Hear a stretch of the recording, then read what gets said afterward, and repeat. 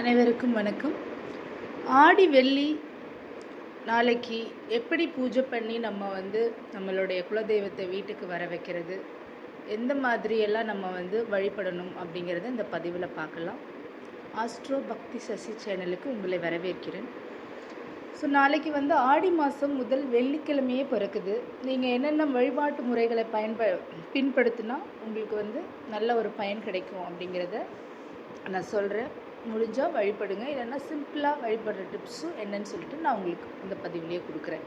So ஆடி மாதம் வெள்ளிக்கிழமை வர்றதுனால வழக்கமாகவே வீட்டில் செவ்வாய் வெள்ளிக்கிழமை விளக்கேற்றுவோம். இதில் ஆடி மாதங்கிறது உங்களுக்கே தெரியும், எல்லா அம்மன் தெய்வங்களுக்கும் பெண் தெய்வங்கள் அனைவருக்குமே ரொம்ப ஒரு சிறப்பான மாதமாக ஆடி மாதம் கருதப்படுகிறது. ஆடி முதல்ல வெள்ளிக்கிழமை வருது. காலையில் எழுந்துட்டு நீங்கள் எப்பயும் போல் நீராடிட்டு நல்ல ஒரு வீட்டை சுத்தம் செஞ்சு கோலமிட்டு குத்து விளக்கு நீங்கள் என்ன பண்ணணுன்னா, வீட்டில் வழக்கமாக குத்து விளக்கு லக்ஷ்மி விளக்கு வச்சுருப்பீங்க இல்லையா, காமாட்சி விளக்கு, அதில் நீங்கள்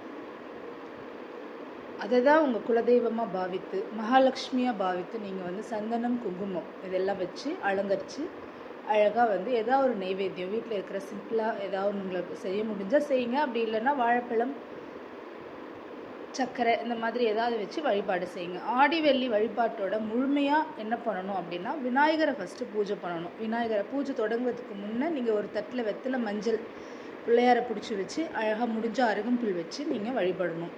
அதுக்கப்புறமா அம்பிகை படத்திற்கு செம்பருத்தி அப்படி இல்லைன்னா செவ்வரளி மாலை போட்டு செஞ்சால் இன்னும் சிறப்பாக இருக்கும். அம்மன் பாடல்கள் ஏதாவது நீங்கள் பாடலாம், பாராயணம் பண்ணலாம், இல்லை ஃபோனில் நீங்கள் ஒலிக்க வச்சுட்டு இதெல்லாம் பண்ணலாம். ஸோ நெய்வேத்தியம், அம்மனுக்கு மிகவும் பிடிச்ச நெய்வேத்தியம் கூழ் தான்.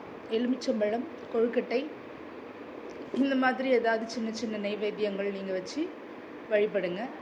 எந்த நெய்வேத்தியம் செய்ய முடியலன்னா எலுமிச்சம்பழம் ஒன்று வச்சுட்டு அழகாக 2 வாழைப்பழம் சர்க்கரை கொஞ்சம் வச்சுட்டு வழிபடுங்க. விளக்கேற்றி நல்ல தீபாராதனை காட்டி கற்பூரத்தை எடுத்து அழகாக ஆரத்தி எடுத்து வழிபட்டிங்கன்னா உங்களுடைய குடும்பத்தில் இருக்க அனைத்து தடைகளும் நீங்கி லக்ஷ்மி கடாட்சம் கண்டிப்பாக உங்களுக்கு கிடைக்கும். இதை ஒவ்வொரு வெள்ளிக்கிழமையும் நீங்கள் ஃபாலோ பண்ணுங்கள்.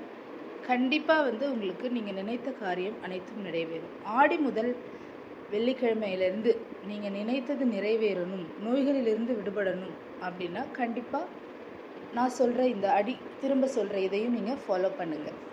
நோய் தீர்க்கும் வேப்பிலை மற்றும் மஞ்சள் வழிபாடு, அதாவது அம்மனுக்கு உகந்த வேப்பிலை மற்றும் மஞ்சள் நோய் எதிர்ப்பு சக்தி கொண்டவை. மஞ்சள் காப்பு அம்மன் படத்திற்கு முன்னாடி என்ன பண்ணணும், நீங்கள் வழக்கமாக பொடிய நீரிலோ அல்லது ஒரு பன்னீர் குழைத்த திலகமிட்டு நீங்கள் என்ன பண்ணணுன்னா, வேப்பிலையை அம்மன் படத்துக்கு வேப்பிலை மற்றும் எலுமிச்சம்பழம் கொண்டு ஒரு மாலை தொடுத்து போட்டுருங்க. அதுக்கப்புறம் நீங்கள் அந்த வேப்பிலை தீர்த்தத்தை ஒரு பாத்திரத்தில் ஊற்றி சுத்தமான நீரில் நீங்கள் என்ன பண்ணணுன்னா, கொஞ்சம் மஞ்சத்தூள் வேப்பிலை போட்டு அம்மன் முன்னாடி வச்சுட்டு பூஜை முடிஞ்சதுக்கப்புறம் இந்த தீர்த்தத்தை எடுத்து முழுவதும் வீட்டில் தெளித்து குடும்பத்தினரும் பருகலாம். இது நோய்களை விரட்டும் என்பது நம்பிக்கை. கண்டிப்பாக நம்பிக்கையோடு செய்யுங்க, நிறைவேறும். நினைத்தது அனைத்துமே நடக்க. எனக்கு எல்லாமே நினச்சிட்டு இருக்கேங்க, நீங்கள் சொல்கிறதெல்லாம் ஃபாலோ பண்ணுறேன், ஆனால் எதுவுமே நடக்கலை, எனக்கு நல்லாவே தெரியுது.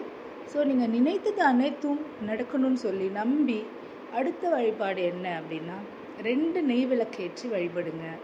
ஒன்று நினைத்த காரியம் நிறைவேறும், மற்றொன்று ஆரோக்கியம் மேம்பட.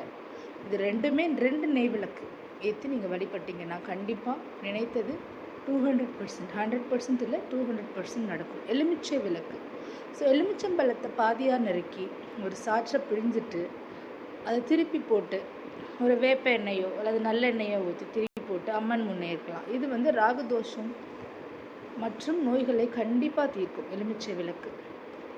அடுத்தது பார்த்திங்கன்னா, நோய் தீர்க்கும் கூழ் நைவேத்தியம். ஆடி மாதத்தில் அம்மனுக்கு கூழ் வார்த்தால் மிக முக்கிய வழிபாடு கூழ் வார்க்கிறது.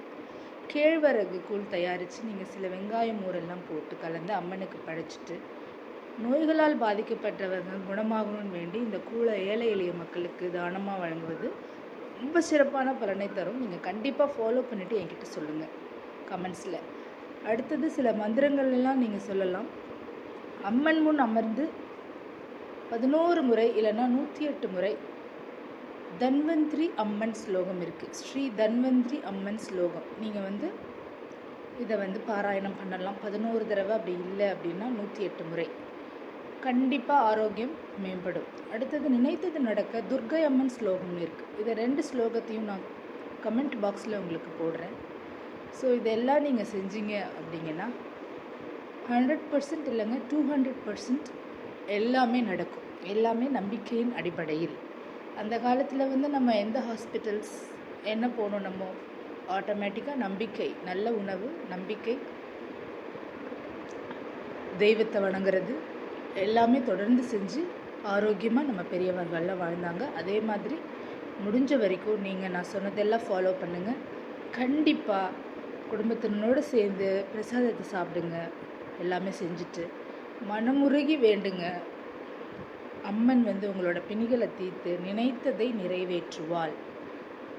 ஆடி வெள்ளிக்கிழமைக்கு உங்களோட பிரச்சனைகள், உங்களோட நோய்கள், உங்களோட நினைத்த காரியங்கள் அனைத்தும் தடையின்றி உங்களை விட்டு நோய்கள் விலக, எல்லா காரியமும் நடக்க நான் சொன்ன அனைத்து பிரார்த்தனையும் பண்ணுங்கள். கண்டிப்பாக நீங்கள் கமெண்ட்டில் வந்து சொல்வீங்க நடந்திருக்கு அப்படின்னு. சிம்பிளாக வெள்ளிக்கிழமை வழிபடுற முறை நான் சொன்ன மாதிரி வாழைப்பழம், ஏதாவது ஒரு சில இனிப்பு ஐட்டம்ஸ் வச்சு நீங்கள் வழிபடுங்க. முடிஞ்சால் கூழ் செஞ்சு வழிபடுங்க.